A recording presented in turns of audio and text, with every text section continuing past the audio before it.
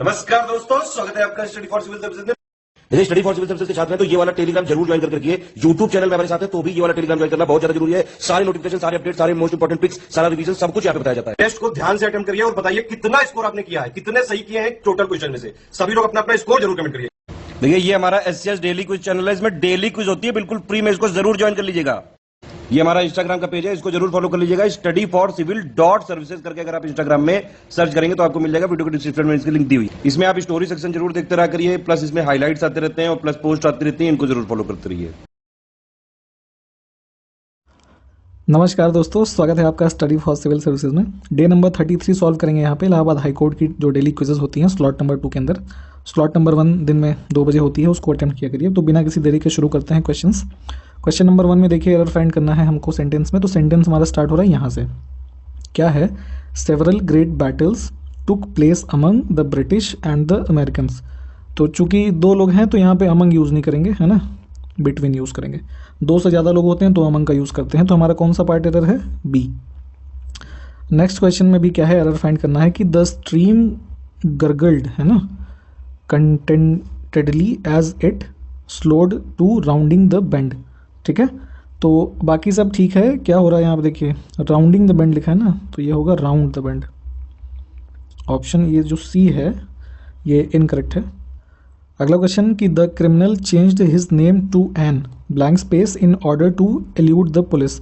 तो पुलिस से बचने के लिए क्रिमिनल ने क्या किया, अपना नाम चेंज करके क्या कर लिया, तो यहाँ पे यूज़ करेंगे एलियास। ठीक है, तो एलियास का मतलब ही होता है ना, कि मतलब कि ऐसे समझिए कि अ फॉल्स अज्यूम्ड टाइटल या आइडेंटिटी या फिर कोई निक नेम। ठीक है, तो पुलिस से बचने के लिए उसने अपना नाम बदल के ऐसा एलियास यहाँ पे यूज़ करेंगे। ठीक, अगला क्वेश्चन है कि the blank space my husband and I had was so loud it woke our children. Quarrel use करेंगे ऑप्शन ए में जो दिया हुआ है कि the quarrel my husband and I had was so loud it woke our children. मतलब मैं और मेरे पति के बीच जो झगड़ा हुआ वो इतना मतलब लाउड था, ऊंची आवाज़ का था कि हमारे बच्चे उससे जग गए। तो ऑप्शन ए जो है दिस इज़ करेक्ट। अगला क्वेश्चन है कि देखिए यहाँ पे सिनोनिम बताना है आपको लेटर वर्ड का। ठीक है, तो जो हमारे दिए हुए इसके ऑप्शंस हैं क्या क्या है, ट्रैश, ऑर्डर, प्रोसेस या फिर सिस्टम। तो जो लेटर का सिनोनिम कह लीजिए होगा ट्रैश हो जाएगा। ऑप्शन ए है करेक्ट। अगला है ऑब्लिटरेट, इसका आपको सिनोनिम बताना है। ठीक है, तो ऑब्लिटरेट का सिनोनिम हो जाएगा एनिहिलेट। ऑप्शन बी जो है एनिहिलेट, दिस इज करेक्ट। फिर है वर्ड हमारा स्क्रिम्प, इसका आपको ऑपोजिट बताना है। तो स्क्रिम्प का ऑपोजिट होता है स्क्वैंडर। ठीक है, ऑप्शन सी।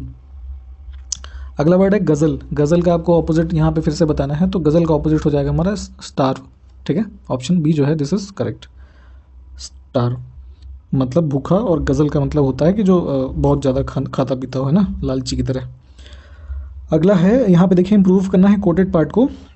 सेंटेंस हमारा है कि शी वॉज, देखिए यहाँ पे देखते हैं, she was uneasy because she never be on a plane before. ठीक, तो अब देखिए हम इसको कैसे इंप्रूव कर सकते हैं। तो she was uneasy because she had never been on a plane before. तो ऑप्शन ए जो है इसको यूज़ करेंगे तो ये हमारा करेक्ट हो जाएगा कि वो पहले कभी प्लेन पे नहीं है, इसलिए शी वॉज अनईजी। अगला है कि no one knows how he escaped dash to pieces. ठीक है, तो डैश वर्ड हमारा जो है कोटेड है। तो यहाँ पे no one knows how he escaped being dashed to pieces. ठीक है, ऑप्शन बी जो होगा ये करेक्ट होगा फॉर्मेशन। नेक्स्ट क्वेश्चन है कि एक ईडियम है, देखिए इसको करेक्ट मीनिंग बताना है। ईडियम हमारा है कि to have a sigh of relief. ठीक है, तो इसका जो करेक्ट मीनिंग हो ऑप्शन डी, सॉरी डी नहीं, बी के अंदर दिया हुआ है। To suddenly feel very happy because something unpleasant has not happened और हैज़ एंडेड। मतलब कि एक ऐसी स्थिति जहाँ पे किसी को ऐसा महसूस हो रहा है कि उसके साथ कुछ अनप्लीजेंट नहीं हुआ है या कुछ अनप्लीजेंट हुआ था तो वो ख़त्म हो गया है। ठीक है, तो उसके लिए यूज़ करते हैं to have a sigh of relief. Option B is correct. अगला क्वेश्चन है कि टू बी ऑन क्लाउड 9। ठीक है, तो इसको क्या बोलते हैं, इसका जो करेक्ट मीनिंग होता है कि to extremely happy. Option A जो है this is correct, to be on cloud 9। अगला क्वेश्चन है वन वर्ड सब्स्टिट्यूशन बताना है आपको कि the upward force that a fluid exerts on a body floating in it. ठीक है, तो the upward force that a fluid exert on a body, जैसे कोई बॉडी सरफेस पे तैर रही है तो उसके ऊपर जो फोर्स एक्सर्ट होता है तो ये क्या होता है, तो इसको बोलते हैं अपथर्स्ट। ठीक है, साइंस अगर आपने पढ़ा है तो आपको ये पता होगा। ऑप्शन ए जो है दिस इज करेक्ट। अगला क्वेश्चन है कि the use of irony to mock convey contempt, ठीक है, इसको क्या बोलेंगे? तो ये हो जाता है सरकाज़म, ठीक है, इसी को हिंदी में बोलते हैं कटाक्ष जैसे, है ना। तो ऑप्शन डी है करेक्ट। अगला है choose the correctly spelled word. तो जो एक वर्ड को 4 अलग तरीके से लिखा है, तो जो सही वर्ड है ना, थ्रैशिंग, ऑप्शन डी जो है दिस इज करेक्ट, है ना। जैसे बोलते हैं ना कि समवन वॉज थ्रैश्ड, तो किसी भी चीज़ को ऐसा बुरी तरीके से कह लीजिए पीटना, है ना, वॉयलेंटली एक तरीके से, तो ऑप्शन डी है करेक्ट। अगला है कि choose the correctly spelled word. तो कंसेंसस हमारा एक देखिए वर्ड होता है, उसको 4 अलग तरीके से लिखा गया, तो जो करेक्ट स्पेलिंग होती है कंसेंसस की वो होती है ऑप्शन सी। अगला देखिए यहाँ पे अरेंज करना है एक ऑर्डरफुल, मतलब करेक्ट ऑर्डर में। तो अगर हम ऑप्शन डी के हिसाब से इसको अरेंज करेंगे तो ये एक मीनिंगफुल सेंटेंस देगा RQP के हिसाब से, ठीक है, इसको आप करके देख सकते हैं। नेक्स्ट क्वेश्चन फिर से वही आपको अरेंज करना है, तो इस क्वेश्चन के लिए हम यूज़ करेंगे ऑप्शन बी को। अगर हम यूज़ करें तो ये एक मीनिंगफुल ऑर्डर निकल के आएगा, तो ये करेक्ट हो जाएगा। अगला क्वेश्चन है कि जिस प्रकार स्क्वायर के लिए 90 डिग्री लिखा गया है, तो इक्विलेटरल ट्रायंगल जो होता है उसके लिए कितने डिग्री होता है?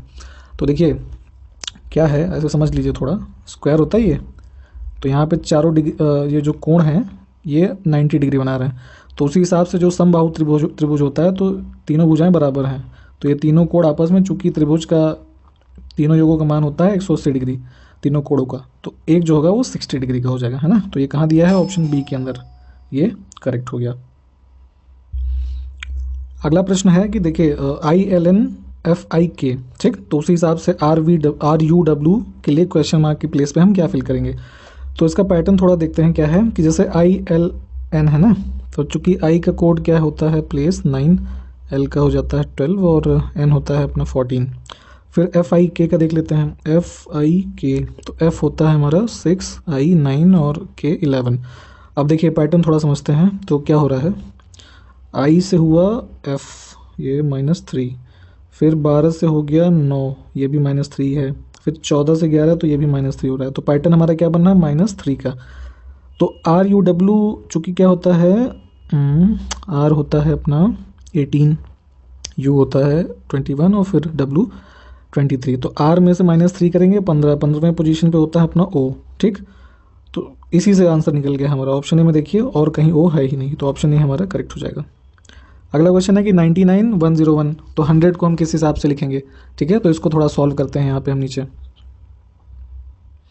तो 99 में क्या हो रहा है, 2 ऐड कर दे रहे ना, 101 आ रहा है, 100 में 2 ऐड कर दीजिए, 102 हो जाएगा, ठीक है, सिंपल सा क्वेश्चन है। अगला देखिए यहाँ पे दिए हुए विकल्पों में से वह विकल्प चुनिए जो अनुक्रम को पूरा करे। तो टब, साइज, लैटिन या फिर फॉर्मल, ठीक है। तो अब इसमें समझने की बात है कि पैटर्न क्या है इसका। तो पैटर्न सिर्फ सिंपल सा है, टब है 3 letters, size 4 letters, Latin 5, formal 6। तो 7 लेटर्स वाला जो वर्ड है ढूंढ लीजिए। तो 7 कहाँ है, ये देखिए, स्मूथ में क्या है 6 ही है, आइडल में 4, स्क्रैम्बल में कितना हो जा रहा है 3 4 5 8 हो जा रहा है, ये नहीं है, कैपिटल हो जाएगा, ठीक है, कैपिटल में 7 है भी, तो ऑप्शन डी इज करेक्ट। अगला देखिए, अब यहाँ पे भी क्वेश्चन मार्क पे देखिए क्या फिल होगा। तो इसका एक बार पैटर्न समझ के देखते हैं क्या हो रहा है। तो पहला जैसे मान लीजिए YXW और स्मॉल v लिखा हुआ है, ठीक है ना, और फिर उसके बाद दूसरा देख लेते हैं TS। तो अब R जो है वो तीसरे पोजीशन पे है और फिर Q है लास्ट में।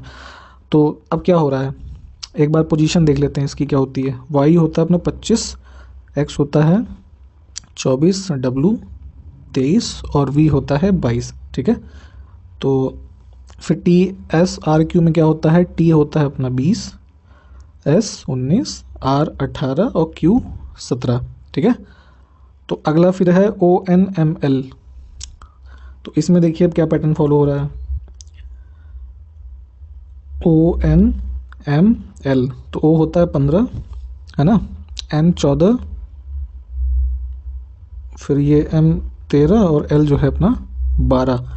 तो यहाँ देखिए ये -1 है, फिर ये -1, फिर -1, लेकिन फिर यहाँ से क्या हो रहा है, इस वाले पार्ट में -2 हो रहा है, जहाँ पे नेक्स्ट हमारा एक वर्ड का आ रहा है स्ट्रिंग, फिर वही आगे हो रहा है -1 -1 -1, तो यहाँ पे -2।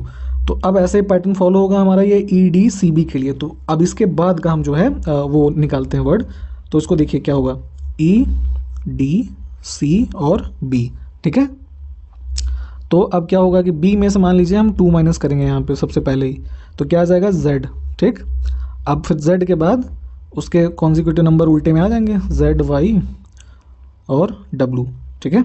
तो ये इसमें एक चीज़ और ध्यान देने वाली बात है, जो स्मॉल लेटर है हमारा उसकी पोजीशन देखिए ऐसे रिटर्न में आ रही है ना, तो इसको भी थोड़ा देखने की बात है। तो यहाँ पे ये X जो होगा हमारा स्मॉल होगा, बाकी के सब बड़े हैं, ये सब ऑर्डर में है। तो हमारा ये कहाँ दिया हुआ है, ऑप्शन B के अंदर, ये करेक्ट हो जाएगा, ठीक है। अगला क्वेश्चन है कि ABC can finish a job working alone in 72, 24 and 36 days respectively. In how many days they can finish the job if they work together, ठीक। तो देखिए अब 72, 24 और 36 दिनों में कर रहे हैं, तो 72, 24 और 36 है ना, A, B और C। LCM क्या आएगा इनका तीनों का, 72 ही आएगा। एफिशिएंसी कितनी आ गई, 1, 3 और 2। तो अब कह रहे हैं कि यदि वे एक साथ मिलकर काम करते हैं तो पूरा काम कितने दिन में कर सकते हैं। तो 72 हमारा यूनिट वर्क है, टोटल एफिशिएंसी कितनी है, 3, 2, 5, 1, 6। तो 72 को 6 से कितने दिनों में करेंगे, 12 दिनों में। ये कहाँ दिया हुआ है, ऑप्शन A के अंदर, है ना, ये करेक्ट हो जाएगा। अगला क्वेश्चन है कि at 10% discount the selling price of an article is 4500, what is the selling price in rupees if the discount is 27.5%, ठीक है। तो सॉल्व करते हैं इसको। तो पहले मार्क प्राइस निकालते हैं आर्टिकल का, है ना। तो इसके लिए हम क्या करते हैं, SP into 100 upon 100 minus discount जो दिया हुआ है, ठीक। तो अब यहाँ निकालेंगे तो क्या है, SP हमारा 4500 इंटू 100 और डिस्काउंट उसने 10% का दिया था, तो 100 में से 10 गया, कितना हो गया, 90। इसको सॉल्व करेंगे कितना गया ये, 5000, ठीक है। तो आर्टिकल का मार्क प्राइस है 5000 रुपये, ठीक। तो अब दोबारा कह रहा है कि सेलिंग प्राइस क्या होगी अगर डिस्काउंट हमारा 27.5% है, ठीक है। तो इसके लिए अब देखिए यहाँ क्या करेंगे,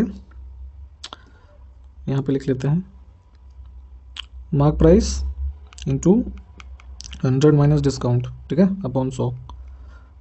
तो अब मार्क प्राइस हमने निकाला अभी कितना, 5000 रुपये, ठीक है। और अगर 27.5 का डिस्काउंट हो रहा है तो 100 में से 27 घटाए तो कितना आ गया ये यहाँ पे 72.5 अपॉन 100। इसको सॉल्व कर लीजिए तो आपका आंसर आ जाएगा 3625 रुपये, ठीक है। 27% की छूट अगर है 27.5 की, तो 3625 मतलब ऑप्शन B जो है ये करेक्ट आंसर है। अगला प्रश्न है कि a trader had 960 kg of rice, he sold a part of it at 20% profit and the rest at 8% profit, so that he made a total profit of 12%. So how much rice in kgs did he sell at 8%, ठीक है। तो यहाँ हिंदी में भी देख लीजिए इसको, अब इसको सॉल्व करते हैं। तो एक व्यापारी के पास 960 किलो चावल था और 20% और 8% के लाभ पर बेचा गया उसको, टोटल मुनाफा कितना हुआ 12। तो एलिगेशन मेथड से इसको सॉल्व कर लेते हैं। देखिए 20% लाभ और 8% लाभ, टोटल मुनाफा कितना हुआ 12, ठीक है। इसमें से घटाइए इसको तो क्या आ गया ये 4 इधर आ जाएगा, 20 में से इधर 12, कितना 8। इसको फर्दर सिंप्लीफाई करेंगे तो 1:2, ठीक है। तो टोटल हमारा 3 यूनिट है, 3 यूनिट की हमारे पास वैल्यू दे रखी है 960, ठीक। तो अब पूछा जा रहा है आपसे कि भाई 8% लाभ पर कितना चावल बेचा, तो 8% का हमारा यहाँ पर देखिए कितना है 2, ठीक है। तो 2 यूनिट के लिए निकाल लेते हैं तो क्या हो जाएगा ये 960 अपॉन 3 इंटू 2, ठीक है। तो ये सॉल्व होके क्या आ गया हमारा 640 kg, ठीक है। तो ये कहाँ दिया हुआ है, ऑप्शन D के अंदर, कि 8% लाभ पर उसने 640 किलो चावल बेचा आउट ऑफ 960।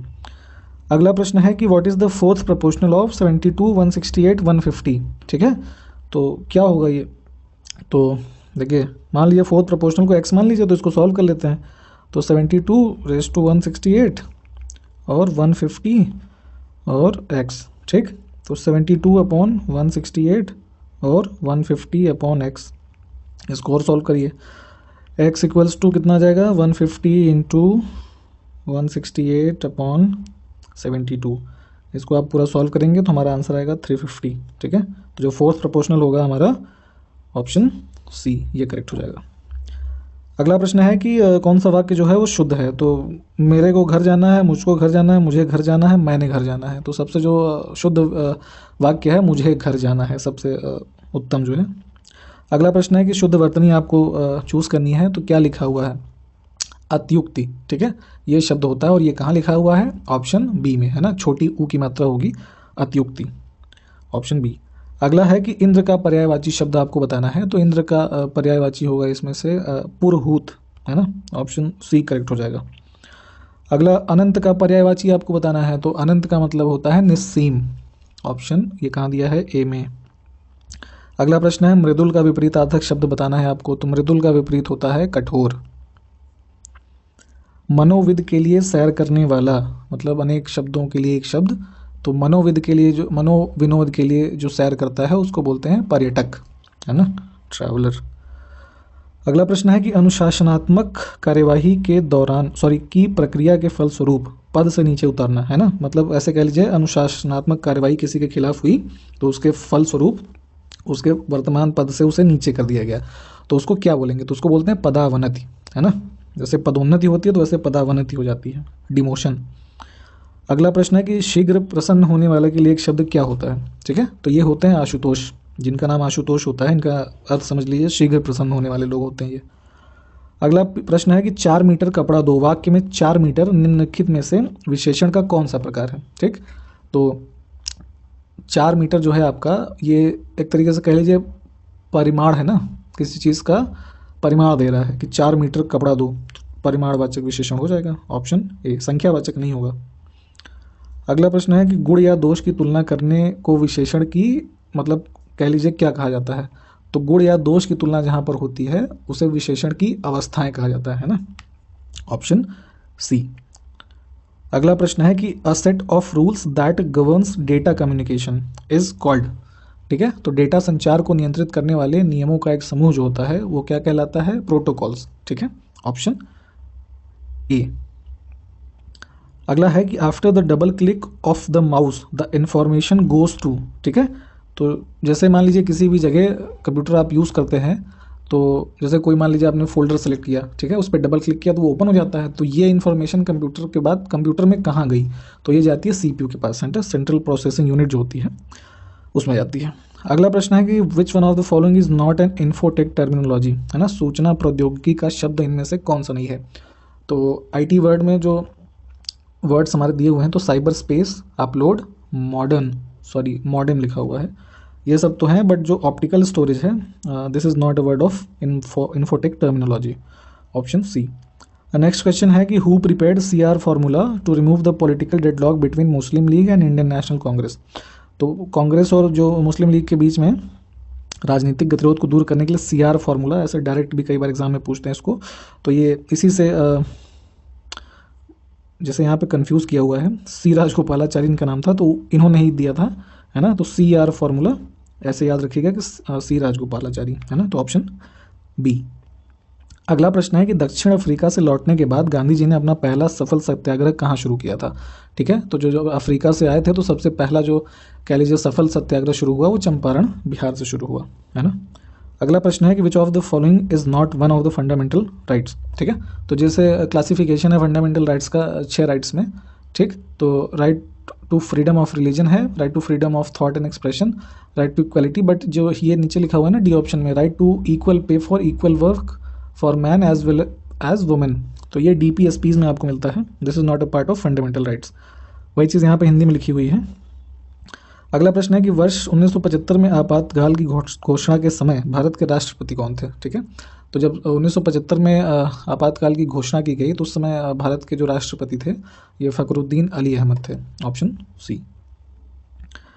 अगला प्रश्न है कि राउरकेला और दुर्गापुर के लौह और इस्पात संयंत्रों की कल्पना किसके तहत की गई थी? ठीक है, तो जो इस दोनों संयंत्र जो इस्पात संयंत्र भारत में स्थापित हुए एक तरीके से कह लीजिए, तो इनकी जो संकल्पना हुई है ना, दूसरी पंचवर्षीय योजना थी उसके अंतर्गत की गई, ऑप्शन बी। अगला प्रश्न है कि अर्थशास्त्र में निम्नलिखित में से किस शब्द का प्रयोग किया जाता है? ठीक, तो देखिए बैलेंस ऑफ ट्रेड मतलब व्यापार संतुलन, फिस्कल डेफिसिट राजकोषीय घाटा, कैपिटल अकाउंट मतलब पूंजी घाटा, तो इन तीनों शब्दों का प्रयोग ही अर्थशास्त्र में होता है। तो हमारा ऑप्शन डी करेक्ट हो जाएगा। अगला प्रश्न है कि किस नेटवर्क टोपोलॉजी को काम करने के लिए एक हब की आवश्यकता होती है। ठीक है, तो जो हमारी स्टार टोपोलॉजी होती है, पहले भी हमने आपको बताया हुआ है, तो ऐसे कह लीजिए ये हब है और ऐसे ऐसे नोड्स होते हैं उसके, है ना। तो स्टार टोपोलॉजी ऐसे ही बनती है। तो ऑप्शन सी है करेक्ट। अगला है कि Lucifer is another name of the planet. तो हमारे जो 8 ग्रह हैं, है ना, तो लूसीफर किस ग्रह को बोलते हैं? तो जो हमारा शुक्र ग्रह है वीनस, उसी को लूसीफर भी कभी कभी कहा जाता है। तो ऑप्शन बी करेक्ट है। अगला प्रश्न है कि which one of following reflects back more sunlight as compare to other 3। ठीक है, तो कई बार इस प्रश्न को वैसे भी पूछा गया है। तो दिए हुए ऑप्शंस में से अगर ताज़ा बर्फ से ढकी कोई भूमि है तो सूर्य का प्रकाश उसमें जो है वो सबसे ज़्यादा परावर्तित होगा। तो ऑप्शन सी हो जाएगा करेक्ट। अगला प्रश्न है कि which of these are kharif crops. ठीक है, तो जैसे रबी, खरीफ और जायद की फसलें होती हैं, तो खरीफ की फसल इसमें से कौन सी है? तो देखिए, कपास, ग्राउंड नट और चावल, है ना, ये सब खरीफ की फसलें हैं।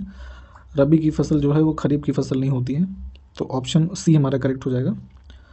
तो इस हिसाब से ये पूरे 50 क्वेश्चन हुए आज के, है ना। आने वाले दिनों में और क्वेश्चन सॉल्व करेंगे, बने रहिए हमारे साथ, तब तक जय हिंद।